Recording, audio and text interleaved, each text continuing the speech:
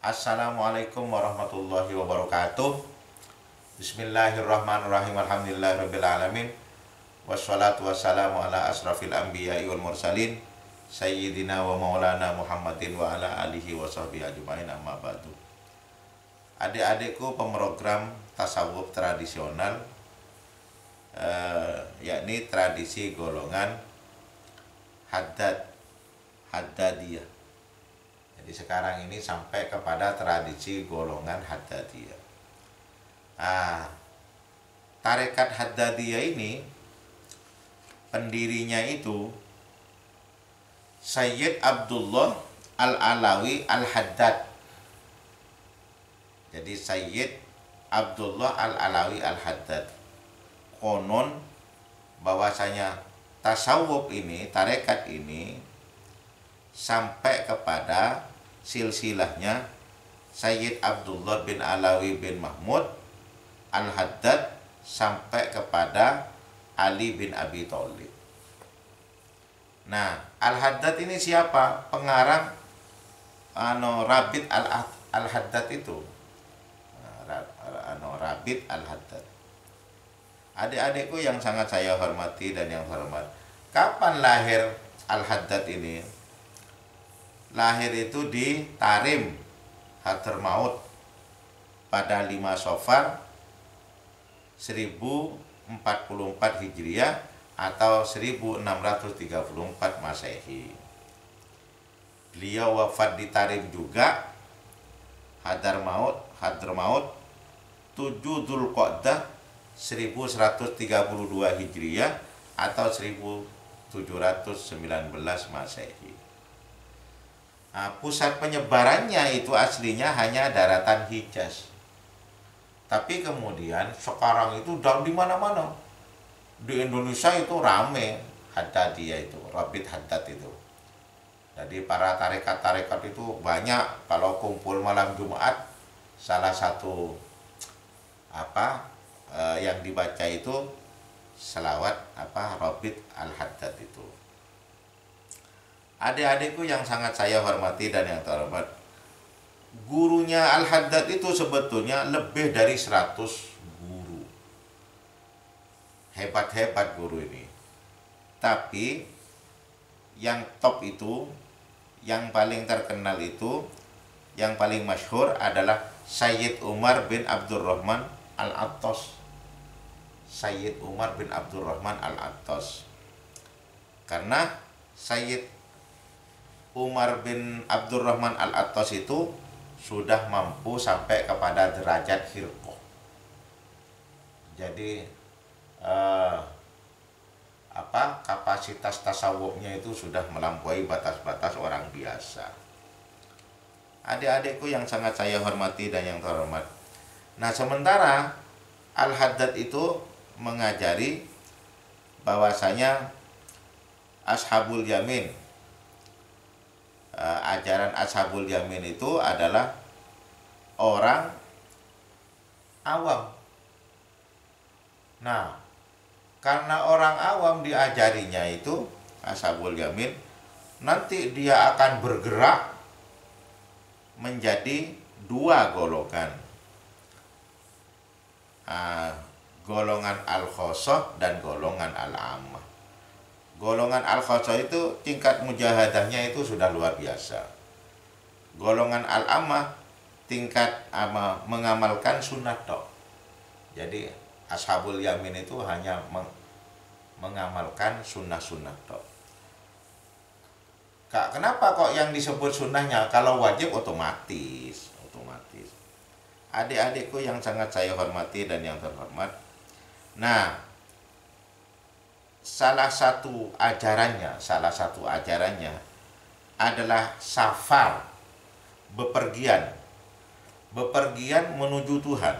Jadi bepergian secara rohani, perjalanan rohani. Jadi bukan perjalanan di dunia, bukan, perjalanan rohani. Perjalanan rohani itu kemana arahnya? Menuju Allah Subhanahu wa Ta'ala. Ya, dalilnya kan sudah jelas, walladzina jahadu fina lanahdiyannahum subulana. orang-orang yang berjihad menuju saya, akan saya kasih petunjuk jalan menuju saya. Adik-adikku yang sangat saya hormati, sebagai musafir, menurut menurut Al-Haddad, ada 4 sangunya itu, sangu sebagai musafir. Pertama kali itu adalah al-ilmu. Ilmu apa ini? Ilmu tentang syariah dan ilmu tentang hakikat.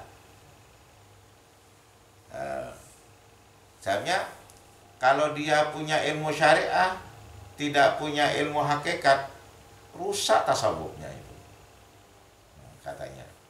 Nah, karena itulah maka ilmu itu menjadi prasyarat yang harus dikuasai oleh orang yang musafir menuju Tuhan itu. 2 itu warok. Warok, hati-hati. Hati-hati tentang makanan halal dan haramnya, tentang yang dipakai halal dan haramnya, tentang yang dipakai najis dan sucinya. Jadi warok fi kulli nawahil hayat, di dalam segala aspek kehidupan. Yang 3 itu semangat. Tidak boleh ikut tarekat Haddadiyah ini kok putus asa, nggak boleh. Harus semangat. Karena semangat itu salah satu modal untuk mencapai tujuan yang dicita-citakan. 4 itu moral atau akhlak. Jadi harus berakhlak mulia. Sebetulnya akhlak ini di dalam pembicaraan para sufi itu yang pertama kali sebetulnya.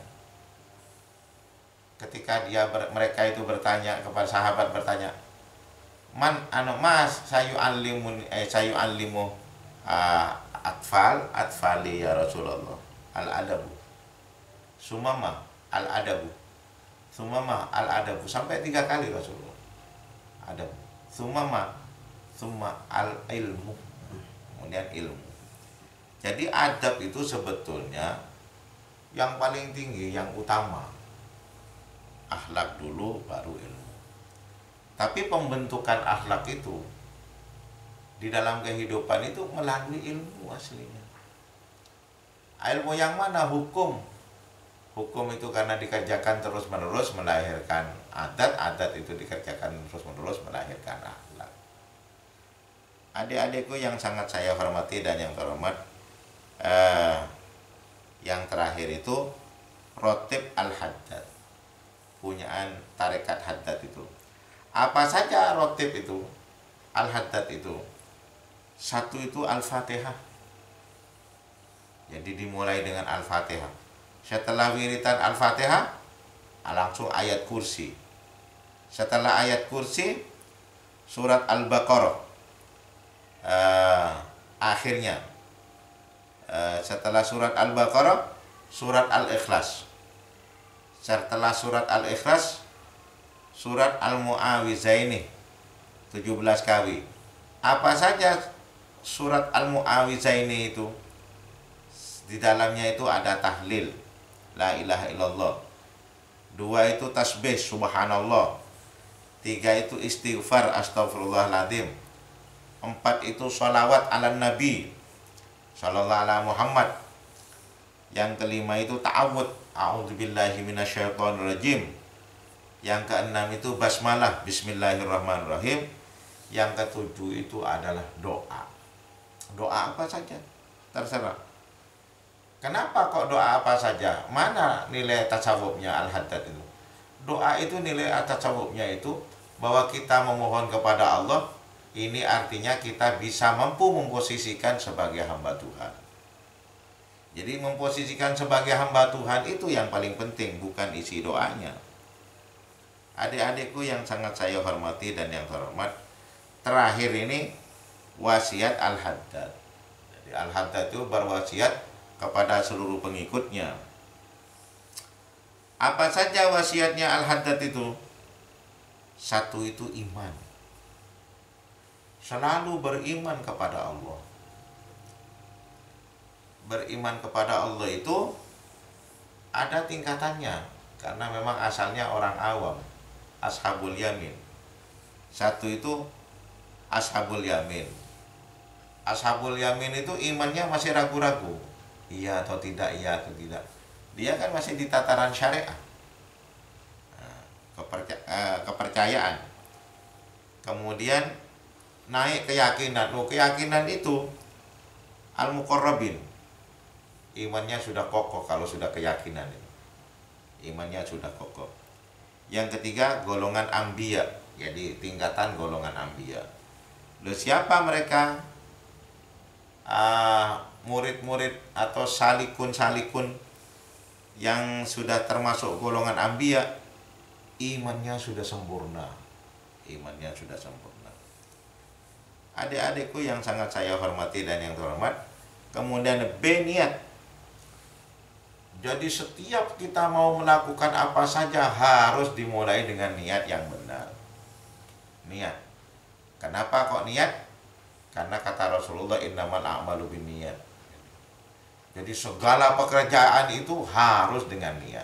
Itu kalau diartikan menghilangkan namanya. Yang C, muraqabah.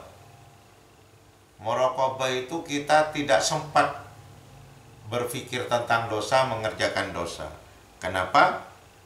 Karena muraqabah itu merasa selalu diawasi oleh Tuhan. Merasa selalu diawasi oleh Tuhan. D itu mengisi seluruh waktu dengan ibadah.